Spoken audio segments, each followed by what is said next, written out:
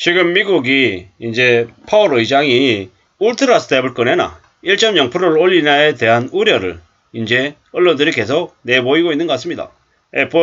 FOMC 회의에 많은 이제 이목이 집중이 되어 있습니다. 20일과 21일 사이에 FOMC 회의를 열고 기준금리를 결정합니다. 미 연준이요. 지금 현재 미국의 물가 지수가 8.3%를 찍으면서 최소 자이언트 스텝 이상, 자이언트 스텝 0.75% 혹은 1%를 올린다라는 이야기가 있죠. 그렇게 되면 세 번 연속 자이언트 스텝, 세 번 연속 0.75% 인상이 이제 과시화될 거죠. 일각에서 1% 금리 올리는 울트라 스텝 가능성도 제기가 되고 있는데 1% 올리는 건 아마 안 하지 않을까라고 보는 거죠. 하지만 현재 울트라 스텝을 단행할 확률이 18%다. 이거는 점점 더 앞으로도 금리를 가파르게 올리는 게 쉽사리 분위기가 줄어들지 않을 거다라고 보는 게 맞겠는 거죠. 7월달에 소비자 물가지수 8.5%, 8월달에 소비자 물가지수 8.3%죠. 0.2% 줄었지만 그래도 높다라는 거죠. 지금 계속해서 미국의 기준금리가 연말에는 4.5까지 갈 거다라고 제가 어제 뉴스에서는 봤던 것 같은데 지금은 4에서 5%라고까지 얘기합니다. 미국의 기준금리가 최대 5%까지 간다라는 이야기. 그러니까 한국은행은 빅스텝을 밟을 수밖에 없다라는 얘기로 점점 더 분위기가 바뀌어 가더라는 거죠. 이번에 9월달에 기준금리를 미국이 0.75% 올리면 그냥 3.25가 되는 거죠. 9월달 한방에 미국과 한국의 기준금리 격차가 0.75% 발생하는 거죠. 우려스러운 건 뭐냐면 한국의 총재가 좀 되게 안일하게 이 부분에 대해서 대응을 한다라는 거죠. 너무 더딘 속도로 너무 적은 폭으로 금리를 올리기 때문에 앞으로 좀 많이 어려워질 것 같다라는 생각이 더 드는 거죠. 이걸 어떻게 봐야 될까요? 어떻게 생각을 해야 될까요? 점점 더 힘들어진다. 한국이 궁지로 몰리고 있다라고 보면 맞을 것 같습니다.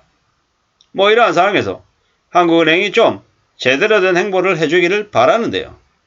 이게 참 쉽지 않나 봅니다. 여의치 않나 봅니다. 여러 가지로 고려하고 고민해야 될 게 많나 봅니다. 이러다 보니까는 주가는 주가대로 2350원저리로 내려가고 있고 원달러 환율은 1400원을 이제 돌파하기 목전에 있는 상황이다. 그리고 기준금리를 안 올린다고 덜 올린다고 해가지고 시중금리가 그러면 진정이 되느냐? 또 그렇지도 않다라는 거죠.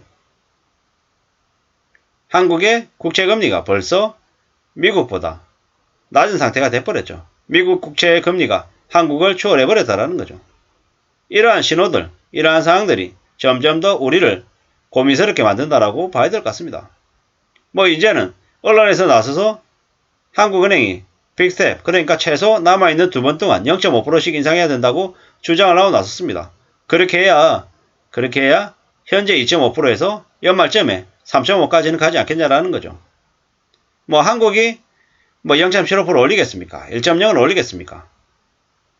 이때까지 한국은행의 행보를 봤을 때는 0.75나 1%를 올리는 일은 없을 것 같습니다.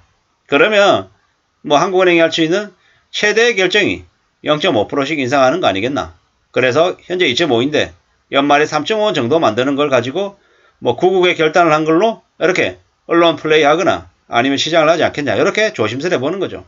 그런데 그렇게 되면 한국과 미국의 기준금리 격차는 1%에서 1.5%까지 날 수도 있겠다라는 거죠. 이제 좀 있으면 이제 대출금리가 연말이 되면은 8% 되는 거는 그냥 당연한 거다라고 이제 보는 거죠. 당연한 것 같다라고. 연말에 7%에 이를 갖다가 아니라 실제로 한국의 시중금리는 8%까지 봐야 되겠죠. 올해 8%까지 보고 내년에 10에서 12%까지 봐야 될 것 같다라는 겁니다. 원달러 환율은 1450원, 1500원까지 봐야 될 것 같고요. 이렇게 되면 점점 더 한국의 경제 상황은 안 좋아진다라고 봐야 되는 거죠. 이게 현실입니다. 이게 현실. 미 연준이 기준금리 5%까지 간다. 한국은행은 빅스텝을 밟을 가능성이 커지고 있다. 이렇게 봐야 되는 거죠. 이러한 상황에서 무리하게 빚을 진 사람들은 어떻게 해야 되겠습니까? 현재 기준금리가 연말이 3.5 되면 대출금리가 상단이 8%가 찍는다.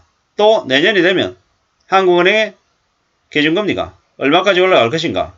최소 5, 6%는 그냥 간다라고 보는 게 맞겠다라는 거죠. 2023년에 한국은행의 기준금리가 연말이 되면 5, 6% 된다. 5, 6% 된다고 하는 건 지금이 2.5%잖아요.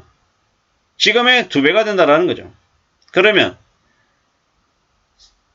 시중의 대출금리가 상단이 현재 6%인데 내년 연말이 되면 12% 간다라고 봐도 무방할 거다라는 말씀을 드립니다. 왜 이렇게 계속 강조해서 말씀을 드리냐?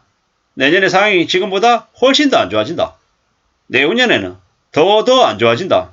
그렇기 때문에 지금 현재 처분하거나 조정할 수 있는 것들이 있으면 하루빨리 하시라는 말씀을 계속 드리고 싶은 겁니다. 경기가 안 좋아지고 경기가 안 좋아져서 힘들어진다. 너 큰일 났어. 너 이제 오도 가도 못할 거야. 궁지에 내몰릴 거야. 라는 말도 됩니다. 그 말인즉슨 그런 처지에 놓이지 않게끔 지금 어떤 식으로든 발빠르게 움직이고 행동하고 대응하라는 말씀을 드립니다. 자포자기하라는 말씀을 드리는 게 아니라 대응을 해야 됩니다. 절대로 포기하면 안 되고 대응해야죠. 대응해서 헤쳐나가야 됩니다. 무리하게 집을 샀다. 집 급매로 내놓고 어떻게든 빨리 처분해야 되고요. 주식 비트했다. 손해가 많다. 존버해야 될 것 같다. 이런 생각보다는 존버하지 마시고 나오라는 말씀을 적극 드립니다. 나와서 치고 있는 빚들 100%가 안 될지라도 60%든 70%든 갚고 남아있는 빚은 또 어떻게 해결할지를 또 고민하시라는 말씀을 드리는 겁니다. 지금 주식 안 하고 있다. 그럼 안 하는 게 앞으로 몇 년 동안은 안 하고 지켜보고 관망하는 게 좋겠다. 부동산 마찬가지. 지금 뛰어 들어가기보다는 들어가지 않고 주변을 둘러보고 어떻게 흘러가는지 조용히 살펴보는 게 훨씬 낫겠다라는 거죠. 이러한 말씀들을 드립니다. 이게 지금 현재 취해야 할 태도이다. 모습이다라는 말씀을 드리는 거죠. 미연준이 기준금리를 연말에 5%를 가면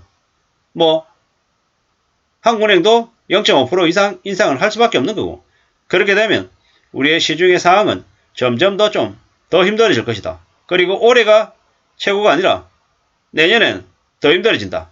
그리고 힘들어진 게 내후년에도 지속이 될 것이다 라고 보고 움직이는 게 좋겠습니다.